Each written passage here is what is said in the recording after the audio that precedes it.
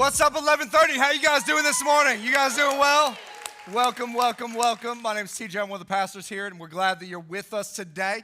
On your seat, looks like it's a packet of information. I'm sorry we have so much stuff on your seats today, but there's a couple of important things that are sitting there that I'd like you to take notice of. First thing is this thing that says, "Oh, what fun." This is our Christmas Eve invite for you guys to hand out to your friends and your family, co-workers, neighbor, people you don't like, so they might find Jesus, so you might like them later on in life. And what's happening this year is because we don't have enough room here at our facility to do enough services for Christmas Eve. We did it like 6 or 7 last year. We just can't do that this year. We're actually renting out Pine Trails Park here in Parkland, and we're taking it up, and we're going to have a huge service out there at 5 p.m. We're going to have bounce houses, Santa, all kinds of craziness. And so we'd love to invite you to invite your friends and family. We're going to have a great time. It's a great opportunity for you to invite people that would maybe never dawn on the doors of a church, but will show up to a park to celebrate the risen Savior who is being born. And so that's a great opportunity. Also, if you missed the last couple of weeks because you were gone on vacation for the holidays or whatever, we made some big announcements here at church of some things that we could do because of all that God is doing here at our church. And we said, man, there's actually 3 things that we have the opportunity to do over the next 18 months or so that I think could be a game changer for us as a church as we began this series called Legacy. One of those things is because we're getting pretty full as a church, is that next year we could go and we could start another location, another campus of Coastal Community Church, and be one church in 2 locations somewhere in the surrounding vicinity to make it hard for people to go to hell by making it easy for them to go to church. I also said that there are some things that we could do to hunker down here and continue to create space for more people and more services and all those things. There's some things we need to do in order to be able to do that. I also said that we could possibly begin construction on the next phase of this facility to expand it, to make this location a bigger facility to handle more people here so we could reach more and more people in our community. And all of that stuff is right here in this book, so I'm not going to take any time to but you can take this home. You can read all through it. It'll give you all of that information. But I also promise you, if you were here last week, is that I would show you some pictures of the inside of the facility if you want to see them. Does anybody want to see those? Okay, so we're going to save that for the 12:45 service because they want to see that. You guys want to see it? I still don't believe you, so I'm going to try one more time. This is your last chance. I will skip this part. Anybody want to see some future facility picture? Okay, that's a little bit better. It's a little bit better. So this is the outside and our future lobby. And this will actually go from that parking lot up front to the parking lot in the back that'll be built. Those are some huge glass doors that'll actually raise up, and it'll be like garage doors that you can just flow people through, and you guys can hang out on couches and drink coffee and all that kind of fun stuff. And then this will be the inside of the auditorium that we'll be doing. It's about 900 seats, and so we'll be able to, instead of doing 6 services, maybe we can go back down to like 3 to start with. Give your pastor a break here. I'm kind of losing my voice right now as it is, but what we said is we're doing a special offering next weekend. There's this envelope. We ask that you take some time, you pray, you ask God what he would have you do, and then we just ask that you be obedient to that and be generous. It'll be amazing next week. So anyways, we began this series called Legacy. Last week, we're talking about our faith. We're talking about our family, and we're talking about our future. And I don't know if you realize this or not, but every single one of us is creating a legacy. Whether that's a good legacy, whether that's a bad legacy, how you're living today is positioning the legacy that people are going to tell tomorrow about your life. And so the question isn't what kind of legacy the question is, what am I leaving a legacy? Is what kind of legacy am I leaving in this life? Like, what kind of impact am I leaving in this life that people are going to remember my life by? And we actually started off with a verse that is kind of the key verse for this series out of Isaiah chapter 54, verses 2 and 3. And Isaiah here is going to give us some keys. We talked about them last week if you want to go back and listen, but let me just repeat it. It says, enlarge the side of your tent to make room for more children. Stretch out the curtains of your dwellings, do not spare them. Lengthen your tent ropes and make your pegs, stakes firm in the ground. He says, for you will spread out to the right and to the left, and your descendants will take possession of nations and will inhabit deserted cities. And what God is saying is he's saying, listen, every single one of us here in this life are creating a legacy. But if we want to live to the capacity, if we want to live at the level of what God wants to do in our lives, then what we have to do right here, right now, in this season of our life is we have to be continual people that are willing to grow and stretch and expand ourselves to become the men and women that God has called us to be. Because the only way we're going to have the potential to do everything that God wants us to do is if we're willing to get uncomfortable in life. And so many of us, the greatest hindrance to our future is our comfort today. And God's saying, listen, now is a time for you to stretch. Now is a time for you to enlarge. And here's what I promise. There's always a promise when there's a premise, when there's something for you to do. He says, here's what I'll do. I will take your descendants and I'll spread them out to the right and to the left. And they'll take possession of lands and they'll inhabit deserted cities. In other words, everything that you're doing right now is creating a legacy for future generations. Do you realize that? The power of your choice right now is creating the place where other people are going to live and how they're going to live and what that life is going to look like today. So what kind of legacy are you leaving? Because the goal for all of us, and we said this last week, is legacy is where my life and your life lives on.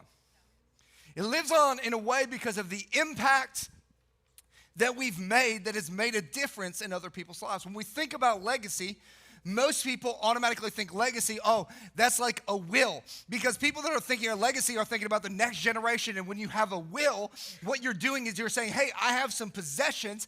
I have some things in life that I want to leave to my family and my friends. And somebody that has a will is very future-minded. And they're saying, hey, there are some tangible things that I want to pass on to the next generation.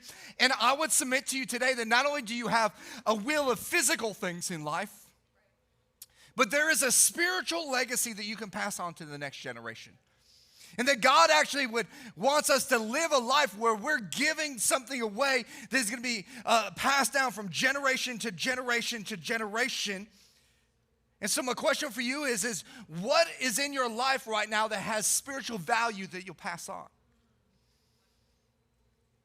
Like, what is that spiritual legacy that you're going to entrust in the generation coming after you? See, legacy isn't leaving something for someone. Legacy is leaving something in someone.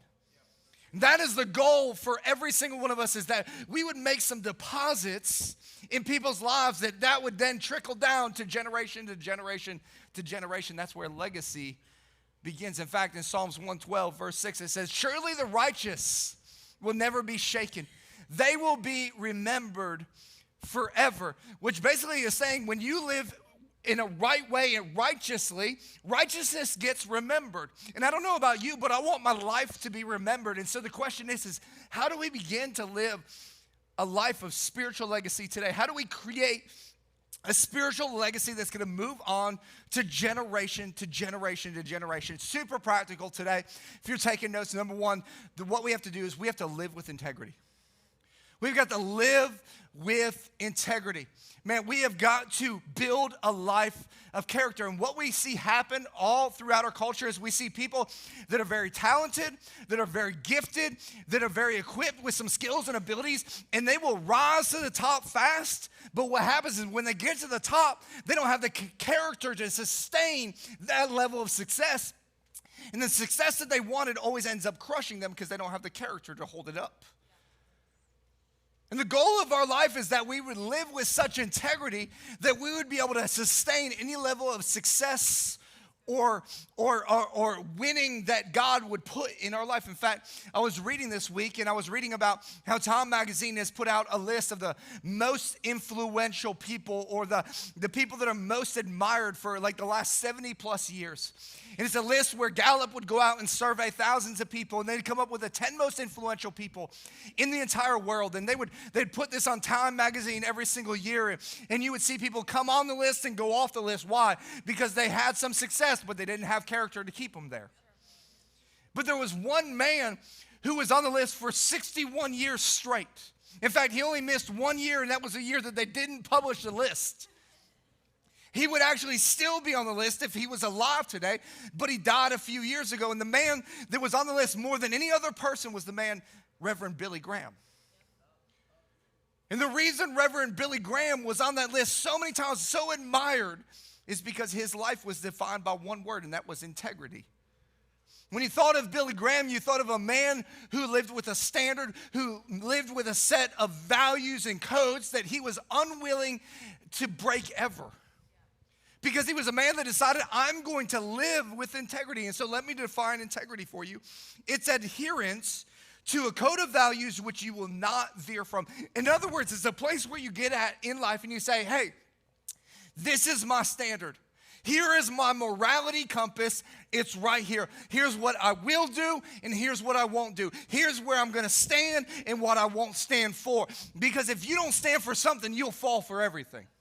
It's kind of the problem today because we don't, where is the line? Well, God has established a line. It's called His Word. If you're wondering what the line is, well, where does God stand? Why don't you look at what He's already said? He's already established a line. It's time for some of us to get on the line and go, this is where I'm making my stand. And so if we're going to live with that kind of integrity, it's an important thing. That's why the Bible tells us in Proverbs chapter 22, verse 1, choose a good reputation over great riches. Being held in high esteem is better than silver or gold. If you're held in high esteem, that means other people are propping you up. Why would they do that? Because you have chosen a good reputation. Notice it says you choose a reputation. What that means is integrity is a choice. It's not something that some of us are gifted with and other ones of us are not. It means that some of us have decided that there is a line that we're going to live on, and this is going to be the line, and nothing is going to veer for it. So how do we practically do that? Let me give you a couple things. First one is you got to tell the truth. Tell the truth. But TJ, it's just a little lie. It's a little white lie. It could be a little white lie, a little black lie, a little orange lie. A lie is still a lie. How many lies do you have to tell before you become a liar? Some of y'all aren't sure about that. You're like, what's that a trick question? It's one, right? All you got to do is lie one time and get caught, and they're like, liar. Tell the truth. It's hard. Can we all admit that telling the truth is not always an easy thing to do? A lot of us would rather fudge the truth.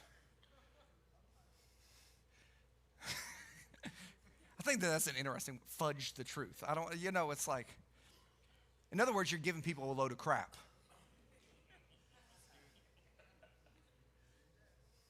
Can we be honest in church? I'm just telling the truth.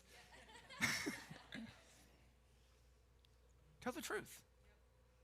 How about this one? Keep your word. Say what you mean and mean what you say. We live in a day and an age where you don't know what anybody means and what anybody's saying. How about we just let our yes be yes and our no be no?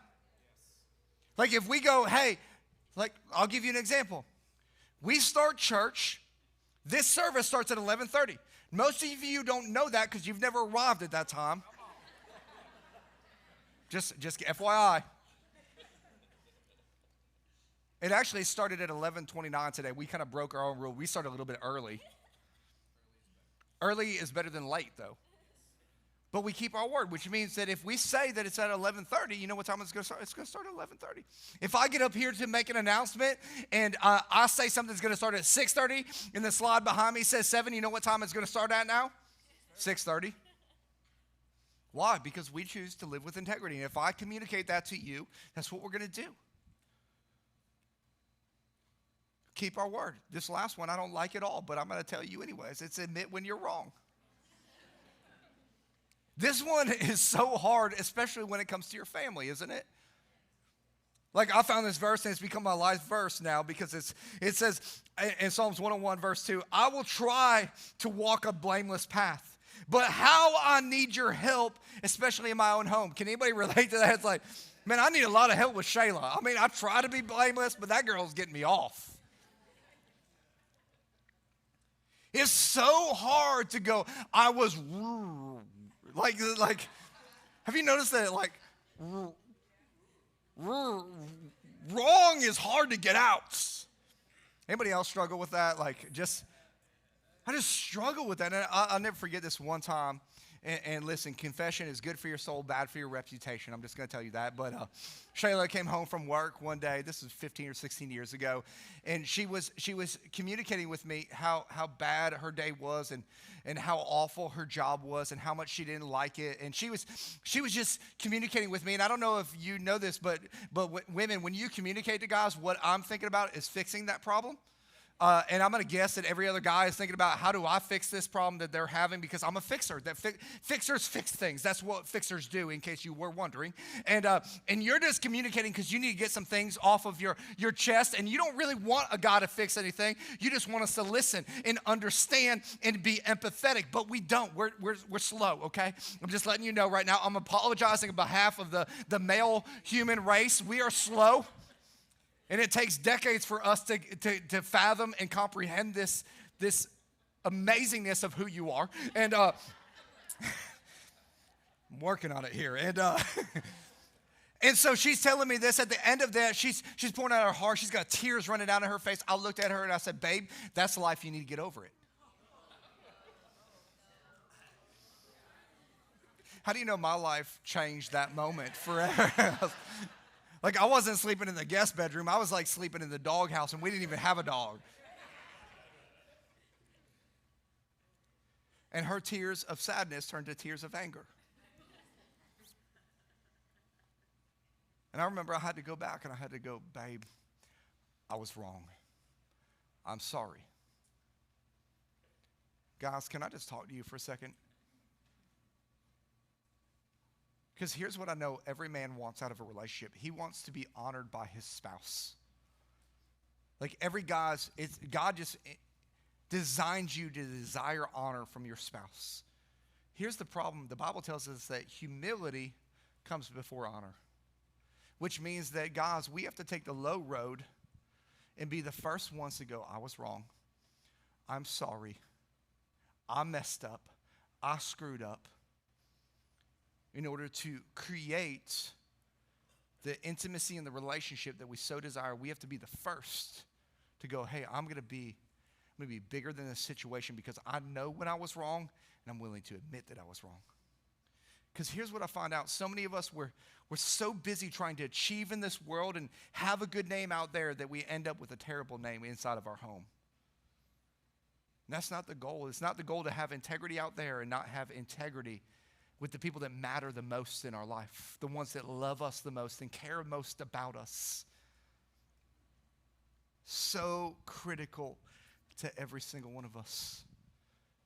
A couple of years ago, I had the opportunity to go to China to do a pastor's conference, and we had an off day, and we went to the Great Wall of China, which was an incredible experience, one of the seven wonders of the world. And I was walking along the Great Wall of China, just blown away that hundreds of years that this country had built this wall to protect their nations. And as I started reading about the history of the Great Wall of China, I found out that while they built this incredible structure, that within the first 100 years of completing that wall, they were invaded 3 times. And they weren't invaded because somebody went over the wall or dug under the wall. They were invaded because the enemy bribed the guard gate to just open it up and let them in. They got so consumed with building a wall that they forgot to build integrity and character into their people. Let's not get so consumed with building this incredible life on the outside that we forget to deposit the things that are necessary into our kids and into our family that is going to last them a lifetime. We've got to live with integrity. Number 2, we got to communicate with life. We have to communicate with life. And what's interesting for me as a pastor is I don't like going to the hospital. I'll try not to go to the hospital ever. In fact, if I show up at the hospital for you, that means you're dying. Just FYI. So if you call and you're like, have Pastor TJ come, you don't want me to come. You want Pastor Josh to come. That means you're going to live. Okay, I'm just going to let you know. You're gonna have Susie come and pray for you. That means you're going to live. If TJ shows up, it's bad news. Okay, just go ahead and you start writing out your will right there. And here's what I know is sitting there with people at the end of their life, the conversation always goes one of two ways. They're celebrating with their family, all the amazingness of life, or they're sitting there and they're going, hey, there is this regret in my life that there has been a disconnect between me and my sister for 10 years, or I've been estranged from this relationship, and before I die, I need to get this right. I need to settle this issue. I need to restore this relationship. Almost always it's one of those two things. And I always think about it in the fact that why are you waiting until the last second to try to resolve something in your life? Why didn't you resolve that 20 years ago when you had that dilemma, when you had that unforgiveness in your heart? Why did you let that fester and build? And the reason is because they never knew how to communicate with life. They never knew where life actually came from within them to be able to communicate the things that they needed to communicate to experience the life that they've always wanted. And Solomon, who is the wisest man that ever lived, actually gave some insight into what that looks like in Proverbs chapter 4. And this is what he says. Starting in verse 20, he says, my child, pay attention to what I say.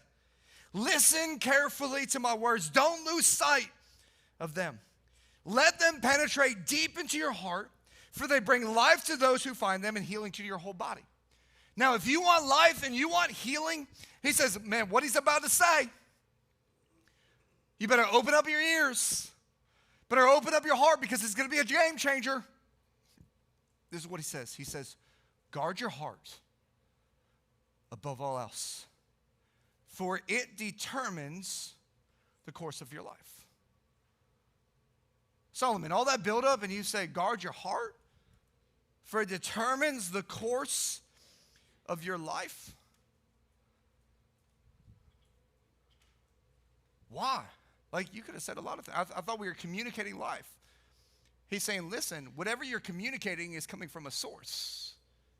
And the source of your life is your heart.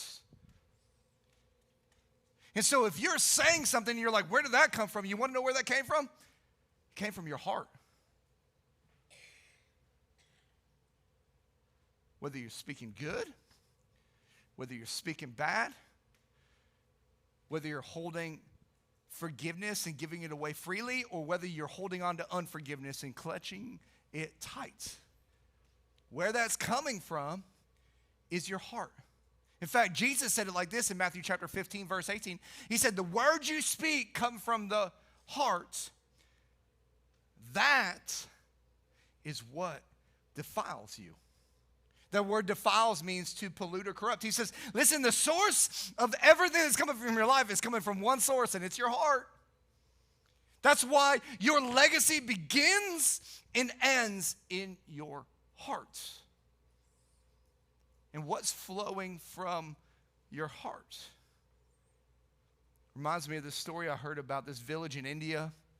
Small little village. It was on this river, and this river was their source. It was their sustenance. It was their water supply. It was their bathing place. It was where they washed their food. It was where they grabbed water to cook their food from. I mean, it was the source of basically their life. And they started noticing that villagers started getting sick. They started coming down with diseases. They started having this epidemic going throughout their village, and they couldn't figure out what was going on. And finally, one of the village elders decided, hey, something is happening here that we can't figure out. Why don't we start walking up the stream of where this river is and see if something has happened? And as they traveled upstream, they got to about a mile away from their village, and they found that there had been an animal that was diseased and sick and had fallen into the river and died.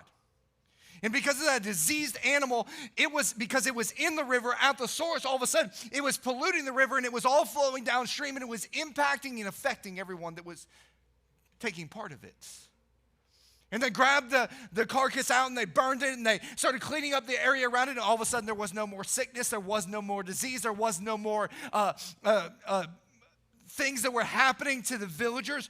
Why? Because they went to the source and got it right, and everything else began to change. Church, you've got to understand that source is your heart. And your heart is so critical to the legacy that you're going to leave. And if we don't get our heart right, then we're never going to communicate with life, because everything is flowing out of our heart into our life. And so we've got to live with integrity, and we've got to communicate with life. And number 3, we've got to love God with our everything.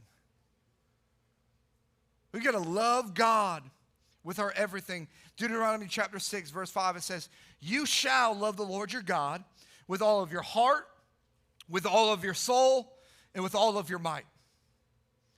God says, man, this is the most critical thing that you should do. And then Jesus comes along in the New Testament. This is Old Testament. It says the exact same thing in Matthew chapter 22, Mark chapter 12, Luke chapter 10. John just missed it. I don't know what he was doing that day. But Jesus established that this was an important thing because people would come to Jesus and go, hey, Jesus, what's the most important thing we need to do? If we have one choice, what is the choice that we need to make? And he says, man, you need to love God with all of your heart, with all of your soul, and with all of your might. He says, the way that you love God is going to determine how you love other people.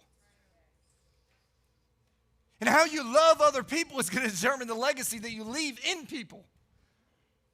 That's why we have to love God with our everything. Now, when we think of love, we automatically think of love how we see it today. And our love, let's be honest, is a very emotional love. And we have a tendency to love like everything. I love ice cream. I love cookies. I love movies. I personally love shoes. You know, we love lots of things, don't we? But that isn't the kind of love that God is referring to here. He's saying, love the Lord your God with all of your heart, soul, and might. The love that he's talking about there is this love called agape. And it's an unconditional, it's an unbridled, it's an unhindered kind of love. It's where you go, man, I'm going to be unrestrained in my love towards God, and I'm going to love him with everything that I am, with every single ounce of who I am. And it's a singular love. That's why Jesus said, man, you can't love or serve two different things. There's only one thing you're going to be able to serve. In fact, he said that in Matthew chapter 6, verse 24. He says, no one can serve two masters. For he will either hate the one and love the other, or he would be devoted to the one and despise the other. In other words, we need an undivided devotion to God. We need this undivided, and he says, man, we need to love God with all of our heart, with all of our soul, and with all of our might. Now, this is important because God and Jesus actually give us an order. It isn't these three things are equal. It's actually an order to things. The order of things creates capacity in your life. If you have things out of order, you're going to lack the capacity that's necessary to become the man or woman that God is calling you to be, to leave the legacy you want to leave. He says you got to get these right, and it starts in your hearts. And that word heart there that he's referring to, the Greek and the Hebrew call it your psyche. It's your innermost being. It's the inner sanctuary that God created just for you and him. It's this place of intimacy that is only to be reserved for your relationship with God and God alone. It's very much like the marriage bed that the Bible talks about. It says, don't let the marriage bed be undefiled, because you know in a marriage that is a place of intimacy between two people. Between a man and a woman, that they can come together and they can have this intimacy and this relationship, and nothing else is to enter that place. That is reserved for them and them alone. In fact, that's why it's a beautiful picture, because Jesus says that we are the bride of him. We're the bride of Christ. He says, man, there's an inner sanctuary where it's to be this relationship with you and God, where he becomes your ultimate, where he is your number one, where this intimacy and relationship take place. And the goal with God is that this would be a place that's just reserved for you and him. The problem is anger comes into our life. Bitterness comes into our life. Unforgiveness comes into our life. And the moment that we don't put those things in proper order, all of a sudden, they start to take Jesus' place. And we push God out. We wonder why there's an edge to us in life. We wonder why every relationship we come to, we cut people. I don't want to cut people, but why? I've got bitterness in my psyche instead of God there.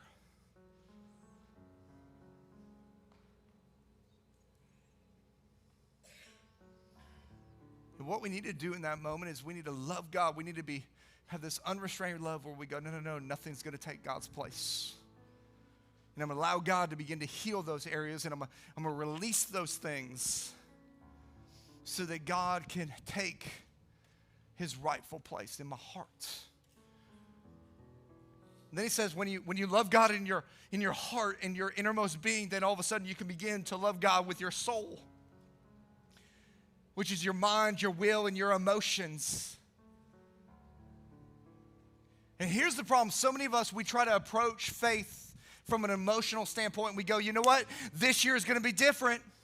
In fact, we approach life this way. We go, this year is going to be different. This is going to be the year that I'm going to be healthy. I'm going to eat clean. I'm going to work that diet. It's going to change everything. And you try with all of your mind, like all this emotional things. You're like, I'm going to do this. And 3 days later, you're sitting at Krispy Kreme. Come on, you know you were there. I saw you there. Why? Because you started at the wrong place. Order determines capacity, and you don't have the emotional strength to do what's necessary for you to overcome that thing. You need to put God in his place, and all of a sudden, what he can do is he can start to take over that emotional fortitude within you and use that for you, which will eventually lead you to all of your mights. When you think about that, you think about, well, I'm going to do this in my strength. I'm going to do this in my power, but so many of us know that our power has become pretty powerless, hasn't it? And that word might right there is actually the same word that Jesus uses as power. All throughout the New Testament, it's actually the word called dunamis. It's explosive power. And it's referring to a power that comes inside of you that when you get God right in your life, when you have him in the center of your heart and you're allowing your emotions to be controlled by God, not other things, all of a sudden you start to live with this love that is a reckless abandonment towards God, which is, in other words, a life of surrender.